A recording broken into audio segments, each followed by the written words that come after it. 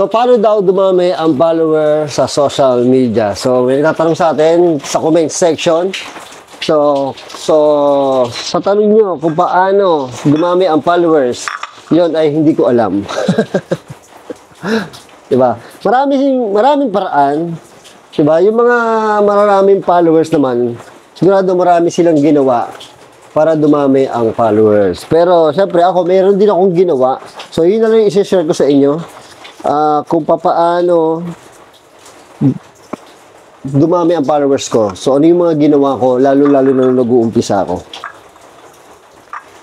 So, syempre, pag nag-umpisa tayo or nag-umpisa ka na maggawa ng YouTube channel or TikTok or FB page, sigurado 0 followers ka, malamang. So, paano ba dadami ang followers mo? Diba? Para sa akin kasi, ang pinaka-sikreto, tingin ko, ito sa lahat to ang pinaka-sikreto talaga kung bakit ka dadami ang followers is pag-upload ka ng upload. Kasi sinong manonood sa'yo kung wala kang upload, di ba? So, sinong manonood sa'yo kung iisa lang ang upload mo? So, para sa akin, ang technique lang is kailangan marami kang upload. Bakit? Di ba? Kasi pag marami kang upload, mas malaki yung chance na maraming makakita ng channel mo. Kasi, tandaan nyo, pagka nag-upload ka sa social media, for example, sa YouTube or TikTok, pag nag-upload kayo, isasuggest yan ng TikTok, ng algorithm ng TikTok at ng YouTube or ng FB, doon sa mga interesado, doon sa topic mo sa video. For example, sa cooking, katulad ng ginagawa ko. Tapos, ang title ko is cooking isda, ganyan. So, isasuggest ka doon sa mga tao na mahilig manood ng mga nagluluto ng isda or yung mga nagmumukbang, yan. Pwede kayong i-suggest doon. So, siyempre, ito yan siyempre, hindi naman common na panood nila ang video mo is ipapalo ka nila. Diba? Katulad nung iba, pag napanood, for example, napanood ko yung video mo, pero ang video mo is isa pa lang or dalawa lang or tatlo lang, baka hindi kita i-follow. Kasi wala ka pa masyadong upload. So, ang technique lang is upload ka ng upload. Pag nakaipon ka na ng mga upload, sigurado, kahit pa paano, paunti-unti, dadami yung followers mo. So, ano ba ibang technique? So, para sa akin, yung iba pa technique, ganito gawin nyo. Kailangan nyo i-share ang video nyo or ang channel nyo sa social media nyo. For example, meron kayong personal FB.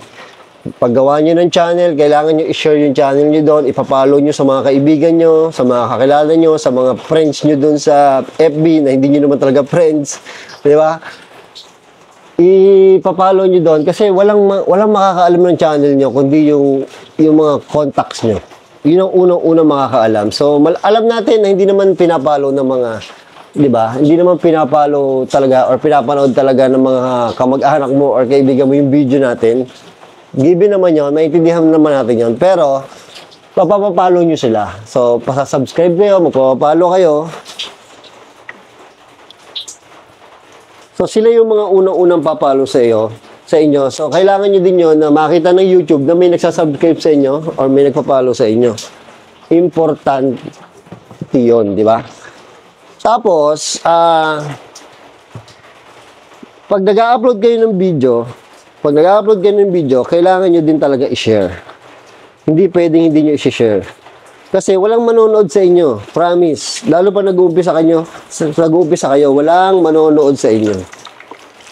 So, pag upload nyo ng video sa TikTok, sa YouTube, kailangan nyo i-share yon sa social media nyo. So, habang dumadami ang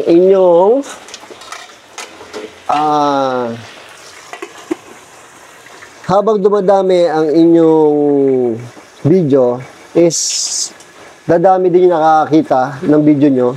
So, may tendency na i-follow nila kayo. So, ang sikreto lang dyan is marami dapat kayong upload. Diba? Halos met-mea, nag-upload kayo araw-araw, every other day. Importante yun. Wala kang itlog. Ba't wala akong itlog? Ano ba yan? Itlog na nga lang. Diba? Pero meron akong sili. Tapos piprito ko lang yun. Ano bang dapat kong ilagay? Talong. Ito. Piprito tayo ng talong. So, ayun na nga. So, sa mga nag-umpisa gusto magkaroon ng followers sa social media is kailangan nyo mag-upload. Kailangan nyo gumawa ng video. Diba? Huwag nyo muna masyadong asahan na magkakaroon kayo ng followers. Kasi hindi basta-basta yan. So, ang pag-concentratean nyo muna is mag-upload kayo na mag-upload hanggang sa dumami na ang yung followers. So, kailangan nyo i-share sa social media nyo dahil wala talaga manonood video nyo, lalo pag nag-uumpisa kayo. Wala magpapalo sa inyo. Sinong makakaalam? For example, naggawa ka ng social media ngayon, sino makakaalam na naggawa ka ngayon sa YouTube ng channel? Wala, di ba? So, kaibigan mo, pare, papalo naman. Boss, papalo naman. O, yun sa mga pamangkin nyo, lalo mga bata, papalo nyo kami. Tapos sa mga kaibigan niya, o, bigyan kita ng candy, palo mo ako, di ba? Doon yung mag-uumpisa. Tapos, ang technique lang is mag-upload. Tapos, bibigyan ko kayo ng sikreto. Pag kayo ay gumawa ng social media, kailangan gumawa na kayo lahat. For example, sigurado naman meron tayong FB, may personal FB tayo. For example, gumawa ka ng YouTube. Di ba? So, pag may YouTube ka na, sabayan mo na, gumawa ka na ng TikTok. Or, gumawa ka din ng FB page. Sabay-sabay na yan. Tapos, ito lang payo ko ito kasi yung ginawa ko. So, di ba, kung may TikTok ka, meron kang FB, meron kang YouTube, mag-concentrate kayo sa YouTube. Kasi sa YouTube, mahaba ang video. Kailangan mahaba ang video nyo sa YouTube. Kasi mas pinapaboran ng YouTube ang mahahabang video. Ngayon, pag nakagawa kayo, for example, nakagawa kayo ng video sa YouTube, i-post nyo din nyo sa TikTok, i-post nyo din nyo sa FB. Diba? Tapos, ilagay nyo sa description sa YouTube yung link ng FB mo, ng TikTok mo, sa FB, ganun din, link ng TikTok mo, ng YouTube mo, sa TikTok, ilagay mo sa comment yung link or yung YouTube channel mo or yung FB page mo. Kasi kailangan yung trabahuhin yan para maipaalam sa tao na meron kayo, nag-i-exist kayo sa social media na gumagawa kayo ng mga video about sa topic nyo. So, importante yon. So, doon dadami ang followers nyo. Kasi ako, napansin ko kasi, nung ako yung nag-YouTube, napansin ko kasi, nung dumami na yung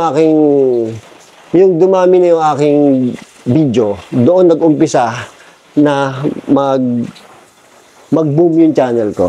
Oo. Tsaka, pag marami kayong video, pag marami kayong video, mas lalaki yung pag-asa or lalaki yung porsyento na pwedeng mag-viral ang isa sa video nyo. Siguro naman kung meron kayong 100 video, may isa doon na possible na mag-viral or possible na biglang umangat ang views. Kasi pwede yan madamay. For example, meron kang mukbang about sa Paris si Diwata. Tapos, biglang may isang sikat na vlogger na nag-video sa Paris si Diwata, nag-trending yon, possible na madamay yun sa'yo. Possible. Hindi ko sinasabi na 100% na madadamay sa'yo, pero possible. So, ang technique lang is gumawa kayo ng video, mag-upload kayo ng mag-upload, at magiging dadami ang inyong followers. Malaki yung pag-asa na dumami yung followers. Huwag kayong follow to follow, ha? Huwag kayong mag-follow to follow, yung mga sinasabi nila na engagement, mga gano'n. Huwag gano'n. Mas maganda, organic yung magpa-follow sa inyo. Bakit? Kasi kung pipilitin nyo lang na mag-follow to follow, is, oo nga, naka-follow sa'yo, naka-subscribe sa'yo, pero hindi naman din manonood sa video mo, di ba? So, hindi mo gusto yon kasi nasa views ang kita ng mga content creator. Nasa views, nasa ads. So ngayon, kung nakapalo nga sa'yo, tapos hindi naman manonood ng video mo, ano lang yun, nonsense, di ba? Useless yun. Ngayon, kung organic ang magpapalo sa inyo, sigurado manonood yun sa inyo. Kasi kusa kanyang sinubscribe kasi gusto niya yung video mo, gusto niya yung, gusto niya yung video mo, gusto niya yung topic mo, di ba? So, kada mag-upload ka, possible na manood siya lagi ng upload mo. Yung sinasabi ko kanina na sa mga kaibigan nyo, pag nag-i-start na kayo, kasi talagang walang ibang makakaalam niyan kundi yung mga malalapit sa inyo, yung mga sasabihan nyo na meron kang YouTube channel, yung meron kang TikTok, meron kang ganito, doon kayo papalong. Tapos, yun nga sinabi ko sa inyo, pag nag-upload kayo ng video sa TikTok or sa YouTube or sa FB, yung video nyo na yun, i-upload nyo lahat. Diba? Diba? For example, itong video na to, i-upload ko sa YouTube, i-upload ko dito sa TikTok, i-upload ko dito sa FB. Bakit? Libre lang naman yun, diba? Yun ang technique doon. Hindi bawal yun kasi iba't iba naman platform yan. So, yun. So, ang dapat nyo lang gawin is mag-umpisa kayo. Diba? Mag-umpisa kayong mag-upload, mag-umpisa kayong mag-vlog, mag-umpisa kayong mag-isip ng gagawin nyo. Tapos mag-upload kayo na mag-upload. Kasi yun lang yung tanging paraan para dumami ang inyong followers. Tapos, huwag kayong mag-expect na sa isa, dalawa, tatlong video nyo is dadami na yung followers nyo. Hindi. Para lang yan nag-gym. Hindi sa unang araw, tatlong araw, 4 na araw, 5 araw mo nag-gym, lalaki na yung katawan mo. Hindi ganun, di ba? So, kailangan continuous ang ginagawa nyo. Kailangan consistent. Kailangan masipag. Di ba? Parang ganun lang yun. Parang gym, parang content creator. Kailangan mag-practice para matuto. Kasi, pag marami ka ng upload, sabi ko nga, matututo ka na magsalita, matututo ka na mag-edit, matututo ka na mag-video, matututo ka na papaano mo gagawin yung istorya ng video mo. Sarap. Diba? So, wag mong asahan na basta-basta ka magkakaroon ng followers kasi hindi ganun ang labanan.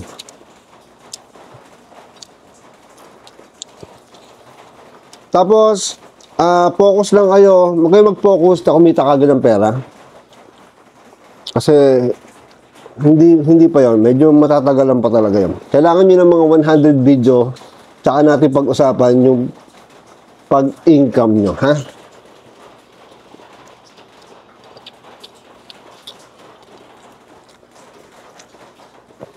Tandaan nyo, learning process yan. Wala namang pinanganak na marunong na kagad mag-vlog.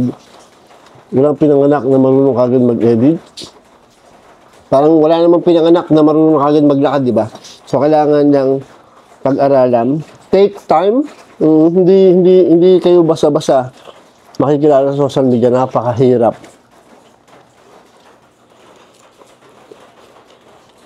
So, ang importante, magawa kayo ng video, gumaling kayo sa ginagawa nyo, mag-isip kayo ng topic na gusto nyo, mag-isip kayo nung mag-enjoy kayo sa gagawin yung video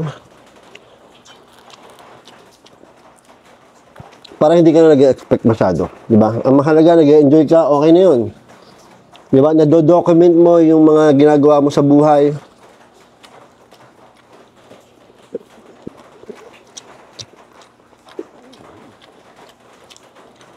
Nagutom ako. Kasi alam nyo, pag dumami na yung followers nyo, hindi pa rin naman natatapos yun. Gagawa at gagawa pa rin kayo ng video. So, consistent pa rin. Kaya yun ang mapapayo ko sa inyo. Just start. Mag-umpisa kayo mag-upload. Mag-umpisa kayo mag-vlog. Gumawa kayo ng YouTube channel, TikTok, FB page. Mag-upload kayo na mag-upload. At doon nyo na malalaman, unti-unti, kung ano ang dapat yung gawin. Babu.